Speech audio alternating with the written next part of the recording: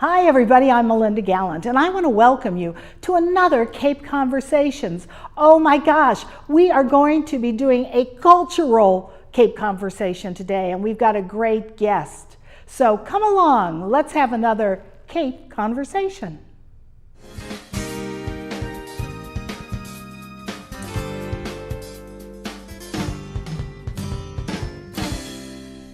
Hi everybody, I'm Melinda Gallant and I am so delighted to have with me today probably one of the most premier persons on Cape Cod because of his artistic ability, and we all know him as Maestro Jung Ho Pak.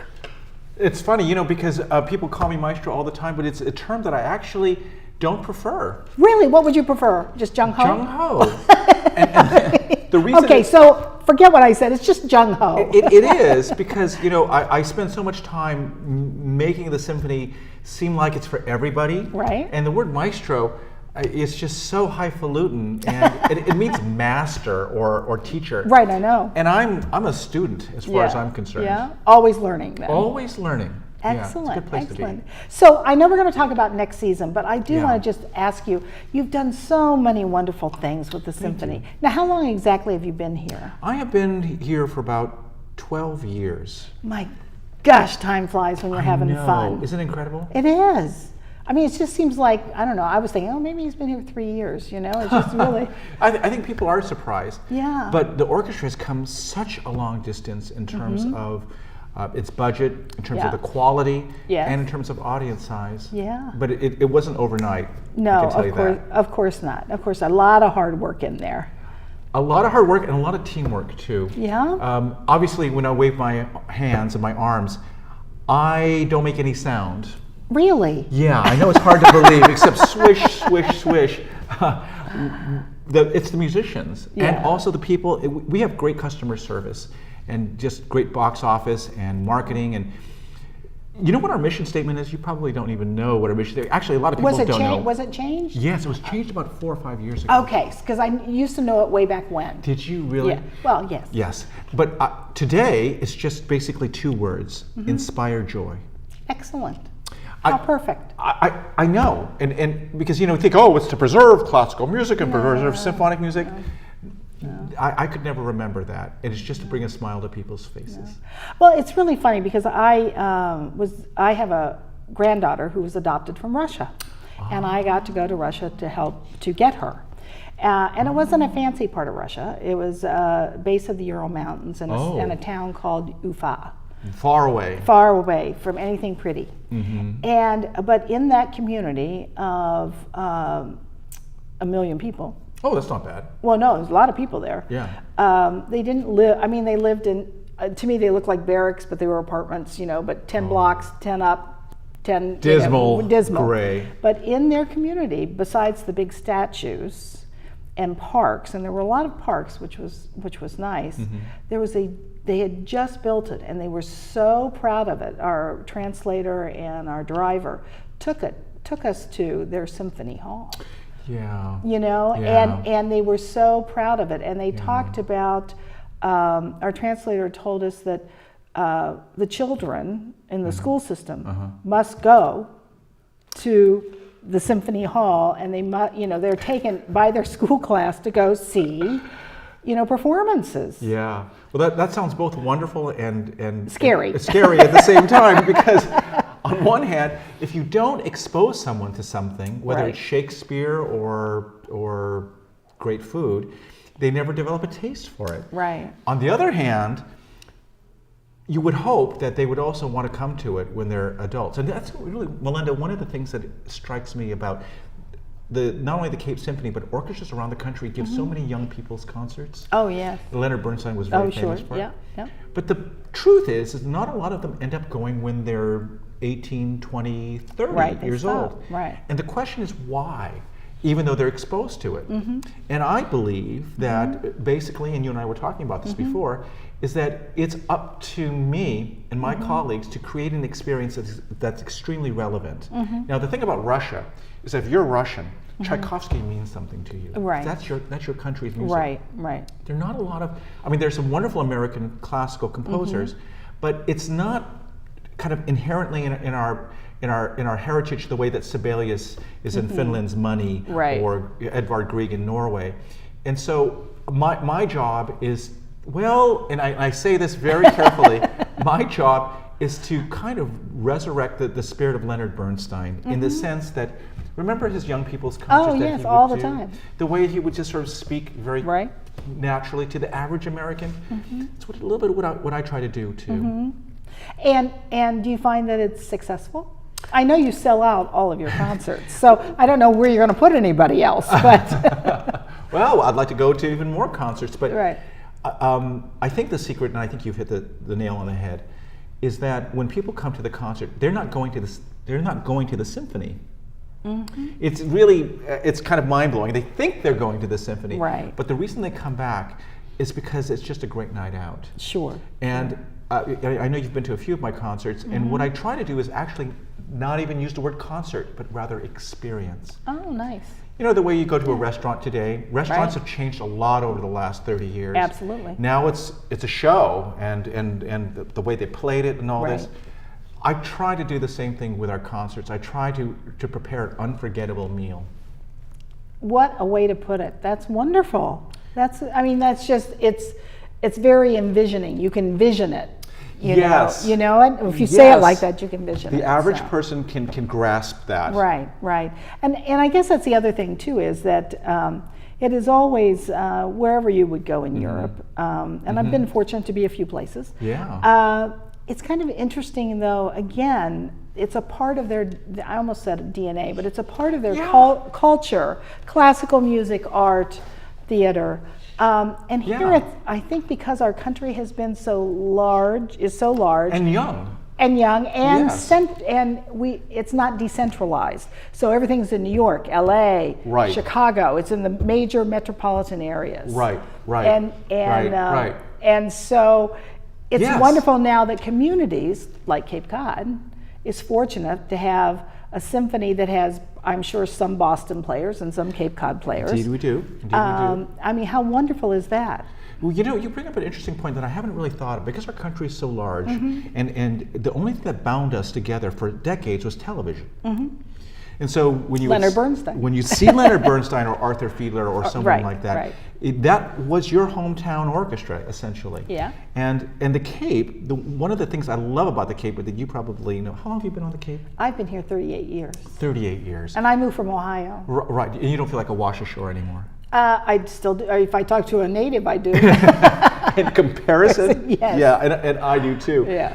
But the thing I have found about the Cape, which is so amazing to me, and I've conducted around the world, this community is so incredibly gracious and warm and welcoming. At least they have been to me, and I don't take that for granted. I have never had an effect on a community like I've had here. And I've conducted in San Francisco and Los Angeles and San Diego and New Haven, many other. It's a combination of sophisticated people who come here from larger places, cities, right. Like yourself, maybe.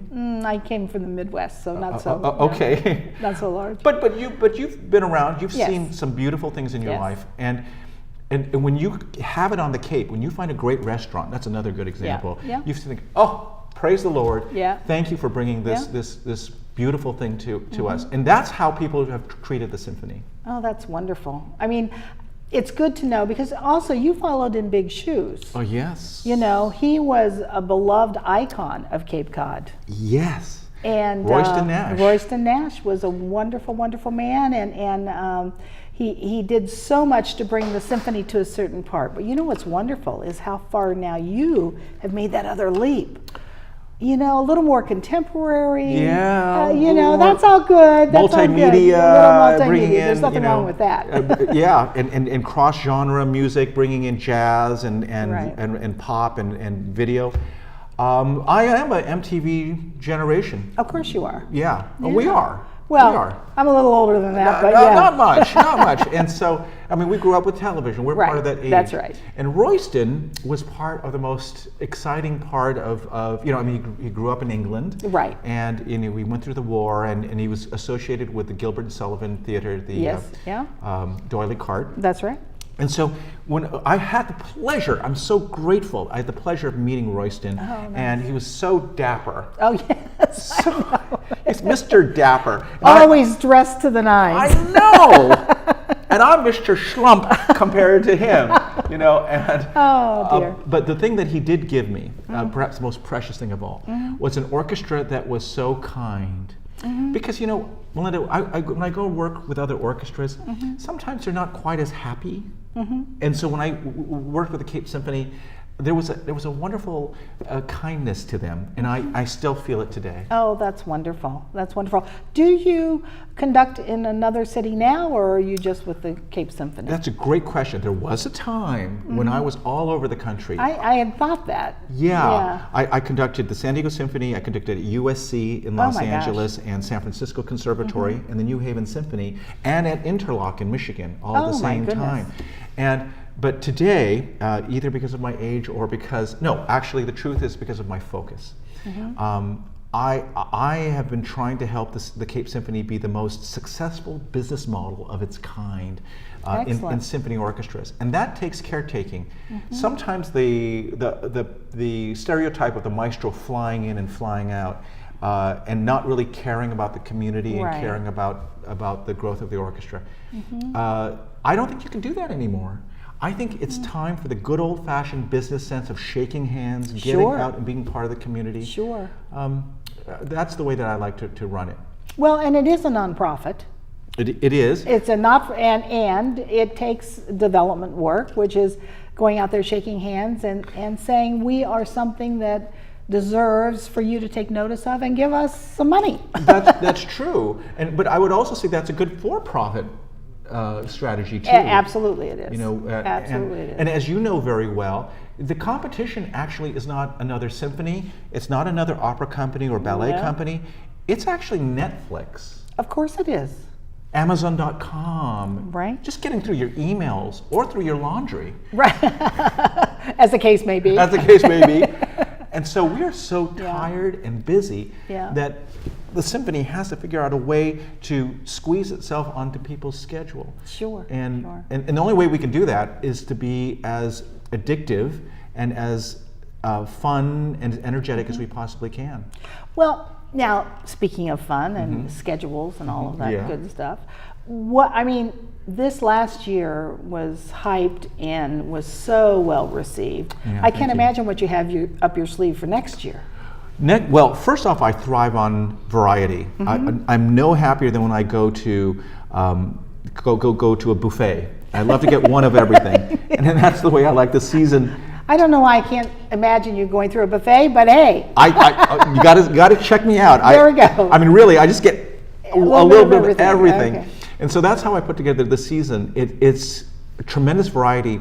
Part of our secret, every time we have people come to our concerts and they leave the hall, they give a thumbs up and they go, best ever, best yet.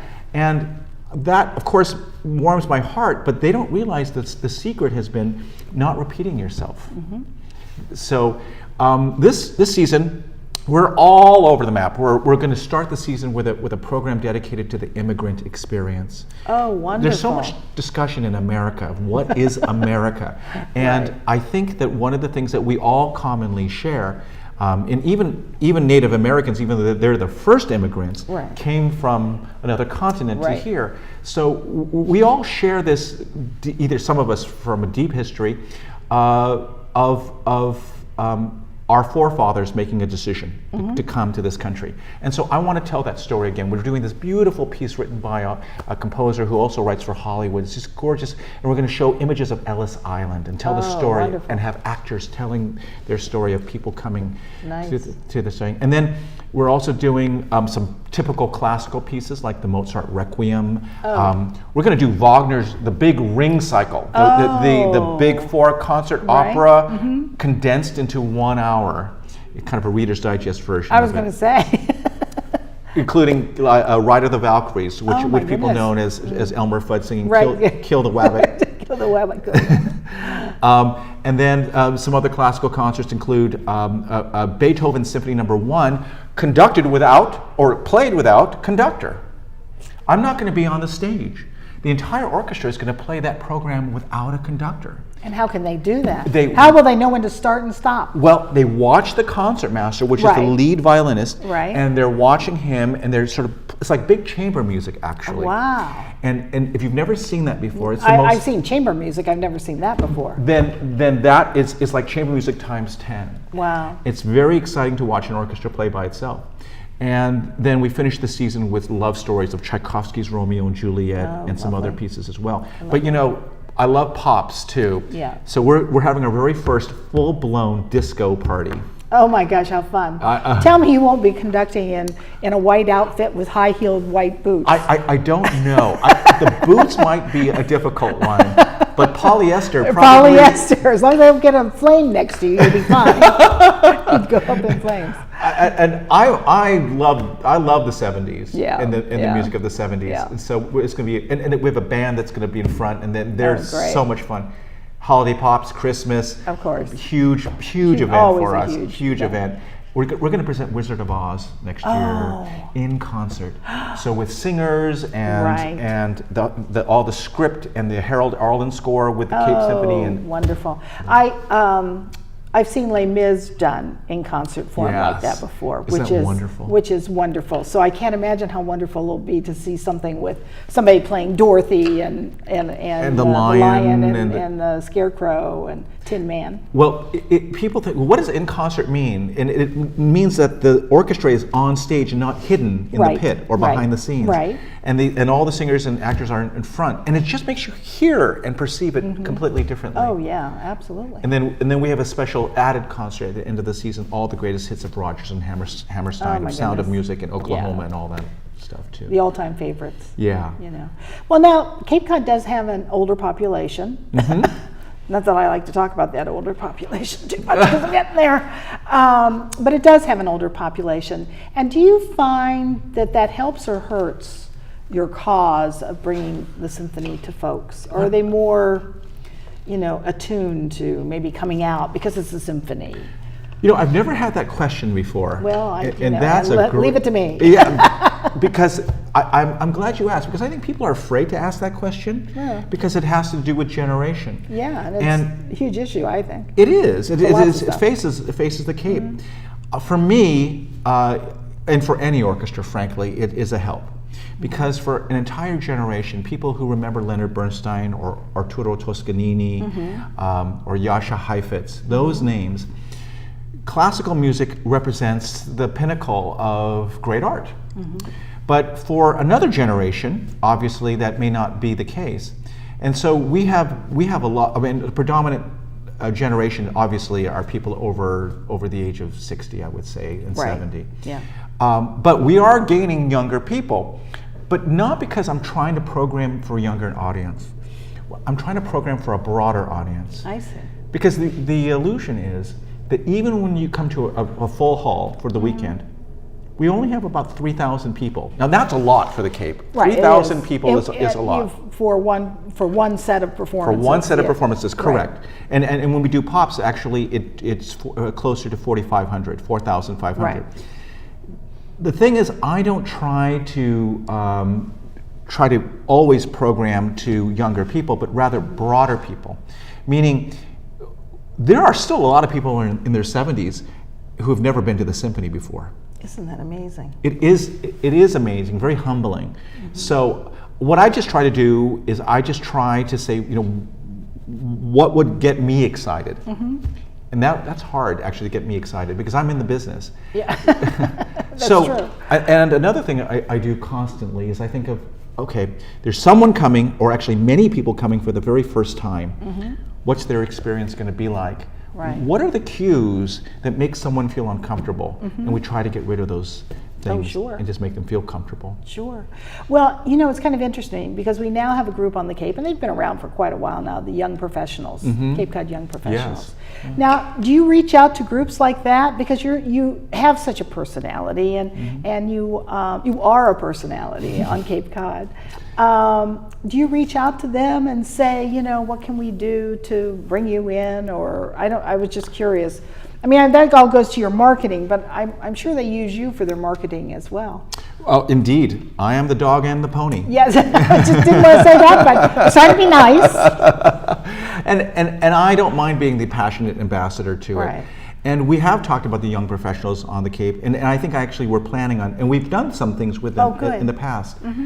But I get back to the fact that, you can lead a horse to water, but the toughest part is actually getting them to come back to drink over and over and over again. And so I got a little secret to tell you that this is an exclusive for you. All right. Is that we are not only trying to make our regular programs, and when I say regular because they're really irregular in terms of all the bells and whistles we do, but we're thinking about launching a brand new product for people in their 20s and 30s. A brand new kind of concert series that focuses on video games, films. Really? And maybe pairing with rock bands and indie bands and folk bands. So there's no trying to sneak Mozart or Beethoven in. They will hopefully come to that if they learn to trust us first. Right. That's amazing. What a great idea. Are they doing it in other communities, or is this something you just were lying in bed one night and went, gee, this is what we need to do? Well, you know what, a book that I've never read, but the title says it all. He's just not that into you. Oh, yeah. Have you heard about that? Yes, of course I have. It's about trying to explain to people who are waiting for that phone call for the second date, and you just have to wake up one day and say they're not going to call. Yeah. It's up to you to change yourself. Right. That's the epiphany that I've had, is that if we're going to draw those people, we are ourselves going to evolve. So we're going to continue to be innovative in the traditional product, but we're going to pursue new product as well. Oh, it's fascinating to me because I've done so much marketing and I do things with Cotuit Center for the Arts. So I understand trying to put those people into seats, very important. Yes. And sometimes I sit on the board of Cotuit, and I'm fortunate enough to be able to direct there too. And sometimes I look at things and I'll say, how's this going to play? And it doesn't play well, Yes. And it's all. But do you not do it because it doesn't play well, or do you go ahead and do it whether it plays well or not because it's the right thing to do? It's the right thing to do. What a great question! Because first off, I love the Cotuit Center, and we're pairing for that Ellis Island piece. I know. And the Wizard of Oz. We're doing that in the co-production. That's great. I already knew that. Yep. Yeah. It's we're David and I are good friends. Yeah, he's a great guy. It's a great question you ask. It's a deeply philosophical question of the tree falling in the forest, and you still still chop the tree if no one hears it. Right. And I come to the realization that for me only, because the great thing about the Cotuit Center and small theater companies around the Cape is that if they get only 12 people to come to a show, how much money did you lose, really? I mean, maybe a couple $100. When the Symphony makes that same mistake, we lose $10,000, $15,000 in one night. Right. You know that well. Yeah. So I actually, I'm at peace with that, the idea of being populist. Not populist to give sugar and to pander, but rather populist to be relevant. Right. And to do things that are that fill their souls and humanity. So just this weekend, I presented Philip Glass and John Adams. Those are two names that any other orchestra would go, are we sure we want to do that? But I've learned, Melinda, that if you present something unusual, and the second half was Leonard Bernstein, so they got their their fix. They got their fix. Exactly. If you present things with balance and a lot of love and enthusiasm, people do trust you, and they will go along and enjoy the ride. Oh, and what a wonderful thing to do, though, is to try to present for mass audiences. I think of Arthur Fiedler, and I read so much about him. Yes. And how when he brought the symphony into the pops mode. Yes. And put them on the green or the Boston Common. Yeah. And everybody had a heart attack. They said, "Well, you can't do that." Ordinary people will listen. Yes. How awful that would be. Of course, he probably had his fireman's hat on. Yeah, right. Which he he loved wearing. He was very proud about that. Right. So it's. I think it's always refreshing. I think when we think about classical music, classical orchestras, right. in terms of not just for a few, but it's really for everyone. In that way, I am really radical. Mm-hmm. I'm not interested in I care about the 1%. Of course, yeah. But I am more. Well, unfortunately, they're the ones who give you development money. Yes. Oftentimes people we always say thank you. Who actually show up. Yes, those are often our donors. But I believe in kind of the Barack Obama approach, mm-hmm. in the sense of not liberal or conservative, but in right. the sense of making funding and accessibility your primary goal. Sure. If I have a full hall, it's not the dollar signs I see, but rather the excitement. Because as you know, in marketing, what you really want, the wind in your sails, mm-hmm. is a sense of momentum and buzz. Right. And if people are coming and they're talking about, which they are, then that's really all the marketing you really need. Right. And you're right. You're absolutely right. And word of mouth is always the best marketing out there. The best. Which is why I actually talked to my marketing team about us investigating Yelp a little bit more. Because for another generation, it's not just what you hear in the post office or the grocery store. But I mean, this is the way we shop on Amazon and say, okay, is it 4 stars or 5 stars? Right, right.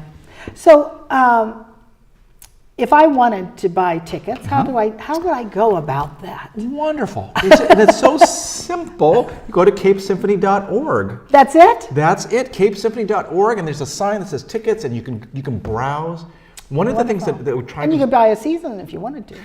And a lot of people do. Right. We have one of the highest season participation and retention rates in the business. We don't like to lose customers, as you know. Yeah. And we also want to make shopping fun. Yeah. This is something we talked about from a marketing point of view. Right. What makes eBay and Amazon so addictive to go clicking through and all the various things? Mm-hmm. So we try to make the descriptions and buying as easy and as addictive as possible. Well, and that's that's absolutely a retail model as well, because in retail, you do not say to somebody when they come into your store, and I worked in retailing for so many years, overseeing for shopping centers, mm-hmm. you don't want people to come into the store and say, well, I have this credit card, but oh no, we don't take that. Or no, we don't take that. Or oh, I'm sorry, you can't come in here because you didn't wear a jacket. Or I'm sorry, you can't. You want to make everything as easy as possible. Yes. Easy as possible. I mean, you're reading my mind on a regular basis. Well, what are the cues? It's like sometimes if you go into a church that you don't normally go to. There's certain things that make you feel uncomfortable, right? Or even certain shops. I used car dealerships as an example. Mm-hmm. Some car dealerships are friendly, and some car dealerships you just feel scared to walk on the lot. I look at the Symphony experience with that kind of Hilton hotel type of perspective. That's a great way to look at it. That's a great way. I think so. You'll sell more tickets in the long run. Because in the end, this is what I tell the team: mm-hmm. we're not in the music business. You're in the people business. Yes. Yes, absolutely. We're it's a customer service experience. Absolutely. So if I wanted to come to the concert where you're not conducting, mm-hmm. so you're not even going to be in the back room? I don't think I will be. Is that amazing? I'm just like letting your kids go to college. Oh, I hope you get to see the video of it anyway. I hope so. I probably will. You probably will. But I have a fantastic concert master who leads with such physicality, and people notice that our orchestra plays with more energy and more physicality than ever, more passion. That's wonderful. And so when you don't have a conductor in front of it, you're able to just take it in directly. Well, that just intrigues me. I don't know why, but it does. It really is intriguing. Well, can you imagine going to see a play and seeing the director of the play in the middle of the play during the performance? Yeah, no. That's true. That's very true. Well, all I can say is we're glad you're here for 12 years. Thank you. And I hope you're enjoying your stint here on Cape Cod, and I hope you'll be here for a long time. Absolutely. And I'm a resident of Sandwich as well. No, I did not know that. Yes. Oh my gosh. Oh, you get to pay our taxes. Did you Yes, boy. Yes. You feel it. And did you go to town meeting last night? I did not, but I love watching it on TV. I know. It is amazing to watch. I had a rehearsal last night because I'm directing something at Cotuit, so I couldn't be there. But I will tell you, the boardwalk passed, so I was just glad about that. They're going to fix the boardwalk, which I think is a good thing. Yes, yes. I got a little secret to tell you. I've never been to the boardwalk. Oh my God in heaven. I know. Oh my gosh, you got how take could it- 10 minutes out of your life and go down to the boardwalk. I'll do it tonight. Yeah, just drive down there. You know, Thank you. it is, and they have little benches on the town side. You can drive down, and they have benches that are, people have put there in memoriam to folks who've passed. Yeah. You can sit there and you can see where the split of the creek, as we call it, the creek comes into the marsh, and you can see the waves in the distance, and the birds are flying, and it is. You need to gather your thoughts, or just. I do. Then take a deep breath and breathe that ocean air, and it's like number one. What's funny is I tell everyone about it, but I've never been. Oh my gosh! Well, you can't walk on it right now because it was destroyed with the three okay. major storms that we had. But you can see it. There's just parts of it that are that have broken up, and they're going to fix that now. So that's all good stuff. I love Sandwich. I know it's a great community. It surely is. It's a great community. Well, I want to thank you for being here. My pleasure. And Cape Conversations feels honored to have you here because we never get usually anybody with class. No, yes, we do. Well, yes, maybe someday you will. In any case, it's a very great pleasure to meet you. It's my pleasure. Thank you so much. When you see Tara Galvin, your stage manager, Yes. well, Empress of the stage. I know she was a stage manager for me for a couple of plays, and she is a wonderful, delightful person. There's I love so many her to great death. professionals on the Cape. Oh, there are. And they're hidden away. They're hidden away. I know, it's great. So, in any case, thank you so much, sir. It's my pleasure. Thank you so much. Wow, wasn't Jung Ho Pak terrific? He is so interesting, and he is the maestro. I think of him as the maestro of the Cape Symphony Orchestra. He's got great ideas, and he's bringing the orchestra along. He's bringing them into the 21st century, and isn't that terrific? So I want to thank you for joining me today, and I'll see you next time on another Cape Conversations.